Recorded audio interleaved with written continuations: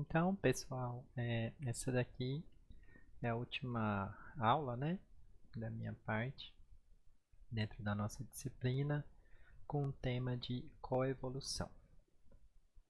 Tá no início, então, essa parte aqui, é importante definir primeiro, né, o que seria o conceito que a gente vai trabalhar dentro dessa aula. E eu acho que vocês já devem ter visto isso. Com certeza já devem ter ouvido falar de coevolução, né?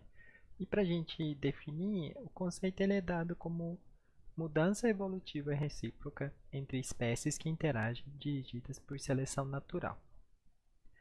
Como a gente definiu, né, as comunidades como conjunto de espécies que ocorrem no tempo e no espaço e as suas interações, então é natural pensar que as interações fazem parte da comunidade e fazendo parte que as espécies, ao interagir com outras, vão influenciar a seleção natural que essas outras espécies experimentam e também serem, em troca, influenciados pelas ações de outras espécies que vão modificar as pressões, né, de seleção natural que ela experimenta. Nesse sentido, como as espécies vão estar sempre influenciando umas às outras, a coevolução é um fator que é onipresente, né, nas comunidades ecológicas como um todo. Só para a gente lembrar também, quando a gente falou de interações mutualistas, né, e definimos alguns tipos diferentes de associações, se vocês pensarem no que é simbiose, né, que é aquela associação íntima, de proximidade entre pares de espécies que interagem, simbiose seria um exemplo muito bem acabado, né, de como as espécies vão influenciar umas às outras e promover com isso uma associação bastante íntima. E é natural pensar que num tipo de associação assim existirá uma forte pressão seletiva, né, de uma espécie na outra e também essa outra espécie influenciando a primeira. A coevolução ela é um processo, né, que acontece nos mais variados tipos de interações. Por exemplo, o mutualismo, né, que foi uma aula que eu dei para vocês, ela é caracterizado por apresentar diferentes características, né, que indicam que houve influências dos dois lados dos participantes nessa troca de mercadoria que a gente definiu. E pensando ainda no exemplo dentro de mutualismo, a coevolução ela também está acontecendo dentro de interações que são muito diferentes no que a gente chama no nível de intimidade das associações.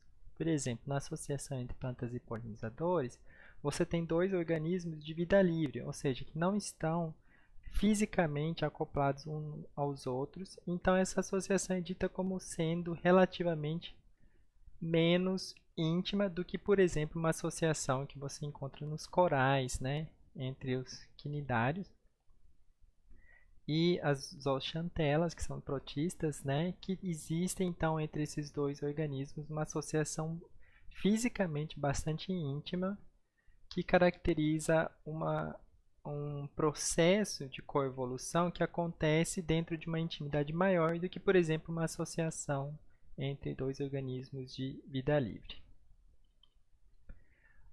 Uma coisa que é muito interessante da gente refletir quando a gente pensa em coevolução, em diferentes tipos de interações, é de que a coevolução pode também estar por trás de muitas das convergências evolutivas que são observadas na natureza. Por exemplo, quando a gente considera a associação de diferentes grupos de aves com as plantas no processo de polinização, ou seja, na associação com as flores. É natural pensar que as plantas, né, mesmo sendo diferentes espécies de plantas, vão acabar exercendo certas pressões seletivas que são similares nos diferentes grupos de aves que vão estar associados com essas como polinizadores. Isso é verdade, tanto que, por exemplo, se você pegar diferentes grupos de aves que atuam como nectarívoros e polinizadores em diferentes partes do mundo, você vai ter que muitas das características observadas em um grupo também é encontrada no outro. Aqui pegando o exemplo os beija-flores que a gente tem no continente americano, e as aves do grupo Nectarinidae, né, que são passeriformes, ou seja, são grupos distintamente relacionados, distantemente relacionados na filogenia, são grupos que não têm uma história evolutiva recente comum, mas que apresentam características muito semelhantes, porque elas estão num processo coevolutivo com o mesmo grupo de organismos que são as plantas, né, mais especificamente as flores. Então, no continente africano e também na Ásia, você tem um grupo de aves que é conhecido como sunbirds, que parecem muito beija-flores, mas evolutivamente são grupos bastante distintos, mas que mesmo assim apresentam esses dois grupos uma certa convergência e processos coevolutivos são responsáveis muitas vezes por gerar esse tipo de convergência, pois implica que diferentes grupos experimentaram pressões seletivas semelhantes. A coevolução, né, mesmo eu acabei dando mais exemplos que têm a ver com mutualismos, mas ela também é um fator onipresente que é encontrado em diferentes tipos de interações que não são somente interações positivas. Então, é natural pensar, por exemplo, que a coevolução aconteceria dentro de um contexto de uma interação antagônica. Né? Nesse sentido, ele é dito como uma coevolução que acontece com seu inimigo, ou seja, pensar naquelas evoluções de defesas e contradefesas em interações, né, que são interações negativas, o que acaba levando ao que é chamado na literatura de uma corrida armamentista, porque reflete, né, lembra um pouco as interações que acontecem entre países opositores, né, nessa corrida por sempre atingir uma supremacia na interação entre duas entidades.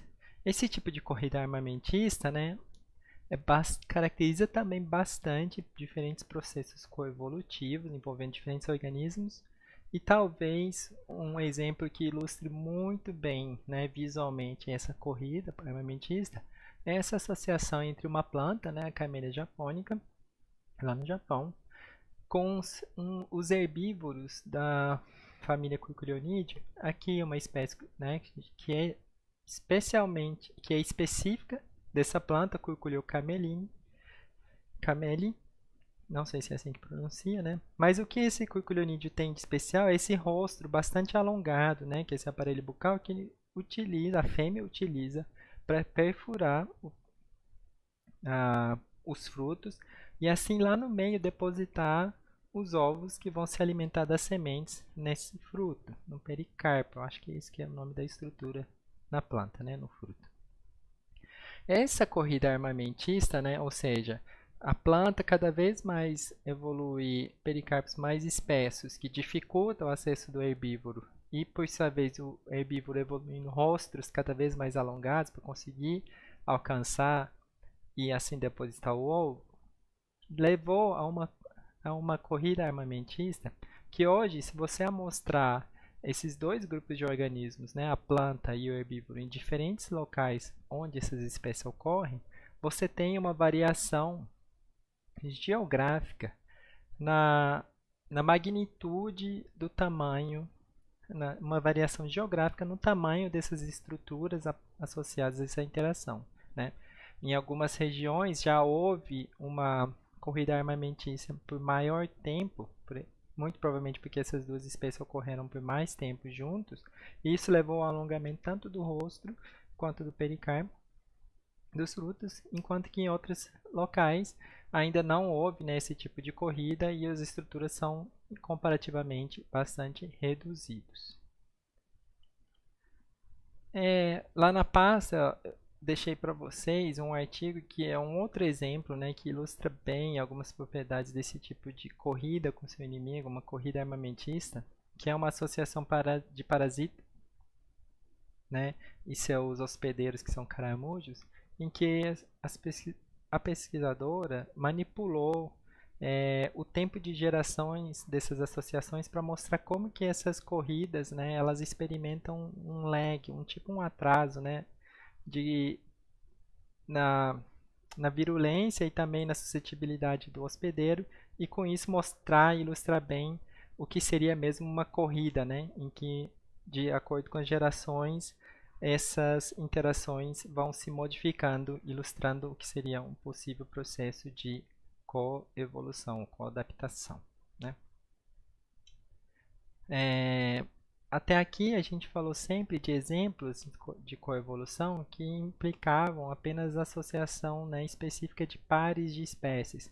Mas a coevolução ela nem sempre vai acontecer nessa associação específica, né, de uma espécie com a outra. Ela pode ser, muitas vezes, também uma associação um pouco mais difusa. E uma das maneiras que isso acontece é definido como a alternação coevolutiva.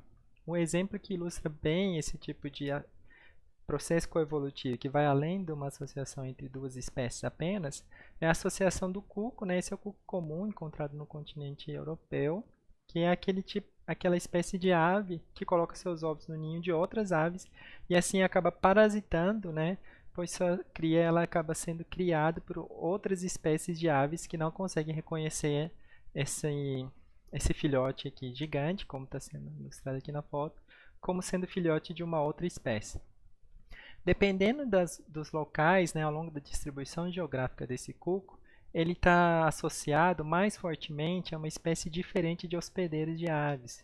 E isso implica, então, que a associação parasitária desse cuco com essas diferentes espécies de aves, ela acontece numa interação que não se limita apenas a uma espécie parasita e uma espécie hospedeira. E o mais interessante é que a relação que determina qual espécie hospedeira está sendo parasitada em cada local, ela parece ter se modificado ao longo do tempo, pois o parasita, né, ele vai estar mais propenso a atacar aqueles hospedeiros que têm uma maior susceptibilidade, ou seja, não consegue perceber o ovo de cuco como um ovo de uma espécie parasita. Só que com o tempo existirá uma pressão seletiva para que aqueles hospedeiros desenvolvam estratégias, né, para conseguir contrapor a essa pressão de parasita que está sendo exercida pelo cuco. E com isso, a espécie que está nesse momento mais sendo parasitada, com o tempo vai ter a sua susceptibilidade diminuída e com isso o cuco passa a atacar outras espécies potenciais de hospedeiros, né, de hospedeiro. E vai havendo esse tipo de troca entre diferentes espécies de hospedeiro ao longo do tempo em um determinado local. E o que faz com que, ao longo de toda a distribuição geográfica de cuco, vai estar de uma maneira dinâmica, havendo uma variação, né, nas espécies de hospedeiros que são utilizados. E esse tipo de associação entre uma espécie com várias outras numa corrida coevolutiva é o que vai caracterizar uma alternação, né, coevolutiva. Só para ilustrar então que a coevolução ela nem sempre é um processo que vai acontecer entre pares, né, apenas um par de espécies, mas ela pode acontecer também de uma maneira mais difusa do que isso. E quais outras interações que a gente tem que pensar quando fala de coevolução? A gente falou primeiro dos exemplos do mutualismo, a gente falou também de associações antagônicas, né, que envolve, por exemplo, uma associação de herbivoria, de parasitismo.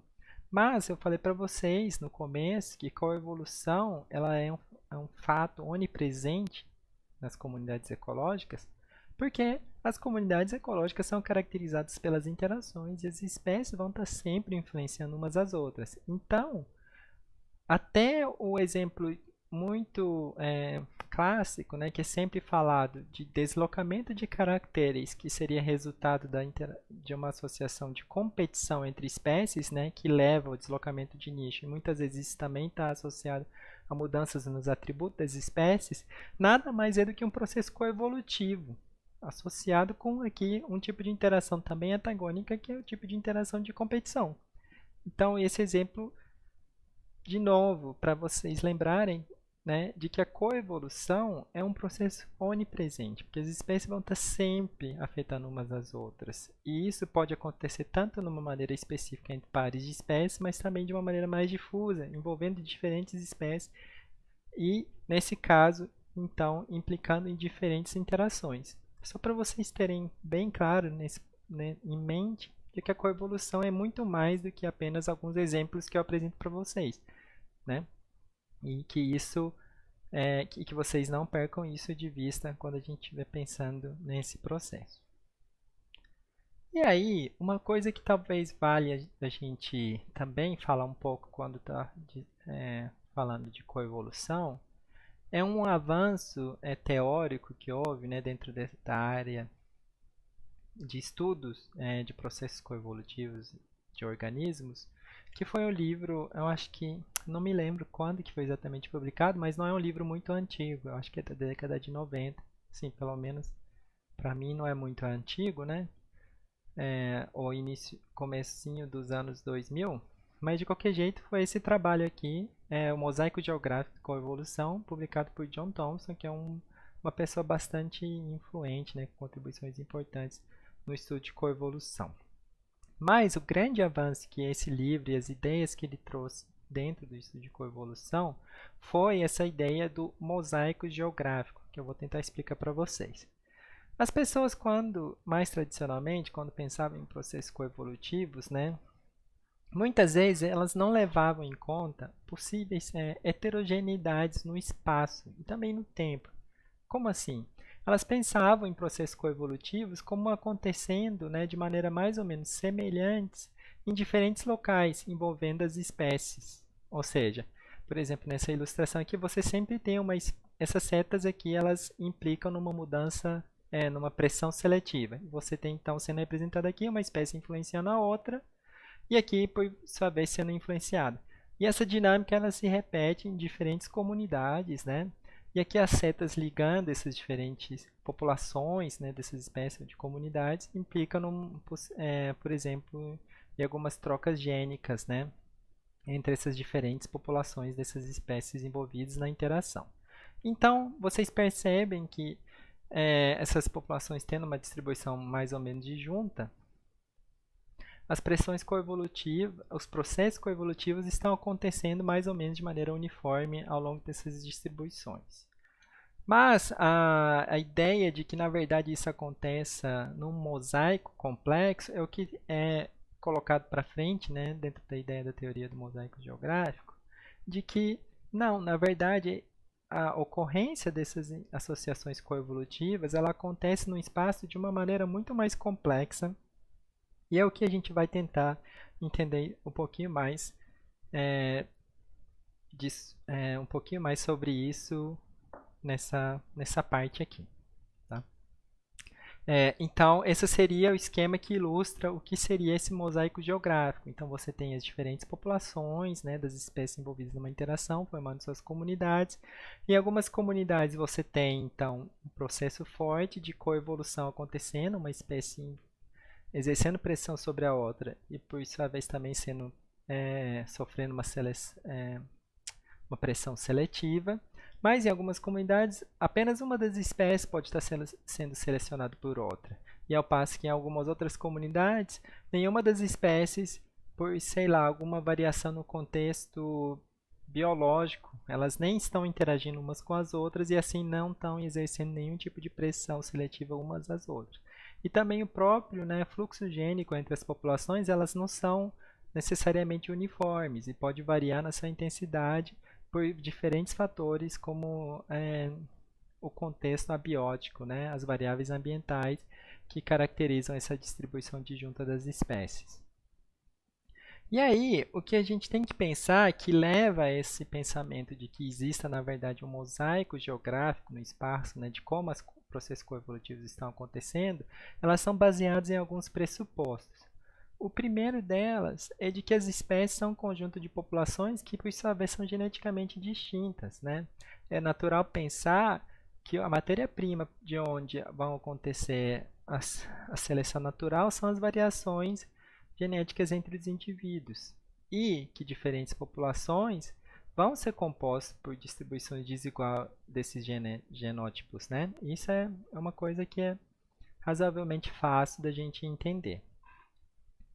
Outro pressuposto que a gente tem que pensar é de que, por mais que duas espécies interajam, por N fatores, né, incluindo aí a tolerância que essas espécies vão ter a diferentes fatores ambientais, o nicho que elas ocupam, elas vão ter, muitas vezes, distribuições geográficas que não são a mesma. Duas espécies que interagem não vão estar totalmente sobrepostas na sua distribuição geográfica, ou seja, em alguns locais elas vão concorrer e assim exercer pressões seletivas recíprocas, caracterizando uma coevolução, mas em outros lugares não. Mas mesmo que compõem, né, as duas a mesma espécies, mesmo que sejam populações da mesma espécie, elas podem, em algumas populações, estarem interagindo e em outras não. E aí, uma coisa que a gente já vem batendo na tecla desde a minha primeira aula é de que as interações entre as espécies também são muito contexto dependentes. Pode variar pela presença ou ausência de um terceiro grupo de organismos, né, que vai ou não determinar se uma interação é positiva ou negativa, e isso vai modificar a pressão seletiva que está sendo exercida de acordo com essa interação. Ou seja, cada uma das populações vai estar experimentando uma condição única que vai indicar se há, de fato, uma pressão coevolutiva entre essas duas espécies que ocorrem. Então, vocês veem que esses três pressupostos já são suficientes para levar àquela conformação que a gente está falando de que existe um mosaico bastante complexo, onde você tem alguns pontos onde a coevolução é muito mais forte, né? A pressão seletiva recíproca de fato é um fator forte nas interações, em outros não, e vira esse coxa de retalho, né? Que a gente pensa num mosaico mesmo. Se alguém tiver interessado, no site do professor Thomson tem bastante material, porque ele vem investigando bastante, né, esse tema. Fica aqui o link. Mas a gente colocando esses três pressupostos que já consegue nos ajudar a visualizar esse mosaico geográfico da coevolução, a gente consegue pensar em três fontes de variação que vão afetar as interações e, por sua vez, a coevolução acontecendo nesse mosaico.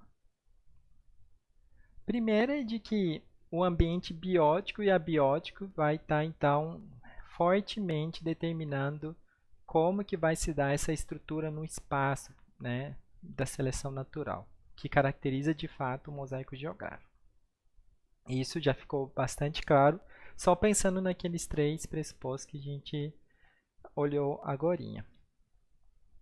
Isso faz com que, em muitos locais, não haja, de fato, um processo coevolutivo, mas em outras comunidades, a seleção recíproca de fato é intensa, o que levaria a esse processo de coevolução e caracterizam, né, esses hotspots de coevolução, como a gente está falando. Por exemplo, voltando lá para aquele exemplo lá do cuiculionídeo, né, que tem o rosto alongado para perfurar os frutos, num determinado local onde você tem o maior alongamento do rosto e a maior espessura do pericarpo dos frutos, poderia ser um desses locais, né, que fosse um ponto quente dessa seleção recíproca e de coevolução que levou a uma corrida armamentista mais intensa e culminou com o surgimento daqueles fenótipos mais extremos. E, por fim, esses processos coevolutivos vão acontecer de maneira diferente entre as populações, mas essas próprias populações também são conectadas, né, por diferentes processos, como fluxo gênico, e cada uma das populações também vão experimentar processos genéticos como deriva. Então, a distribuição desses genótipos também vai ser bastante dinâmico no espaço. Então, a estrutura genética das espécies coevoluindo, ela vai mudar de maneira contínua, porque todo esse processo que a gente está falando aqui é muito dinâmico.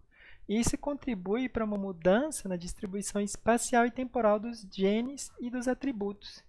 Então, isso aqui é a ideia desse mosaico, que além de todas as variações que vai existir entre as populações, nada disso é estático. Ele também é ao mesmo tempo dinâmico, porque muitas coisas vão acontecer de diferentes maneiras em cada um dos pontos, e os processos de seleção recíproca vão estar atuando nesse contexto bastante variável ao mesmo tempo. Então, é uma ideia muito louca, né? E muito do que a gente fala parece até coisas meio óbvias, né? Se vocês voltarem lá naqueles pressupostos, mas que mudou significativamente a maneira que os pesquisadores entendem como os processos coevolutivos acontecem, que elas acontecem dentro desse background de um contexto espacial e temporal, que também, por sua vez, é dinâmico, e tem guiado, né, muitos dos avanços recentes no estudo da coevolução é, na, na ecologia atual. E aí, a grande sacada dessa teoria do mosaico geográfico da coevolução é de que existe, então, essa relação entre os genótipos, e isso também é contingente pelas diferenças ambientais, né, sendo representada aqui pelo environment. E essa teoria ela implica que a coevolução é um processo genético e ecológico que molda as interações entre espécies de maneira contínua, que isso é um processo dinâmico, que não é um processo estático, como era tradicionalmente pensado.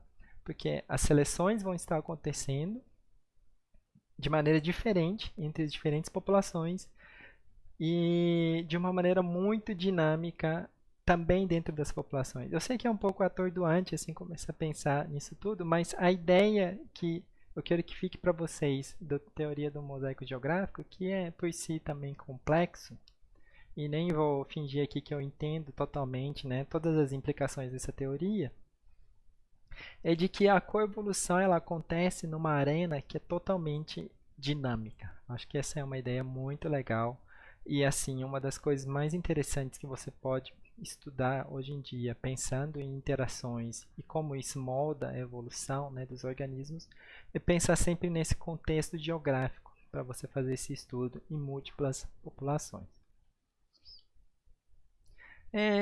Essa parte de coevolução, basicamente, eu acho que os conceitos chaves para vocês pegarem era o que a gente já falou, né? Não são nada complexos, mas o que define a coevolução, que ela é um fator bastante comum, porque as espécies vão estar sempre afetando umas às outras.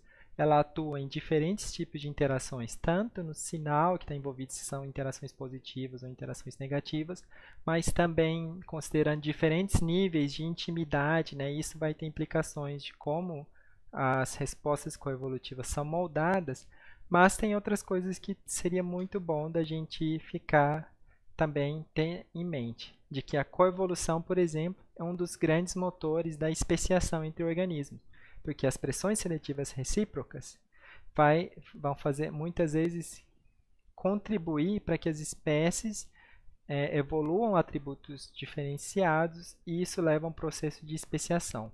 Exemplos muito comuns, né, de associação entre coevolução e especiação é encontrado na associação entre plantas e seus herbívoros, né, que a relação entre esses dois grupos leva a um processo de especiação de acordo com a especificidade nessa associação.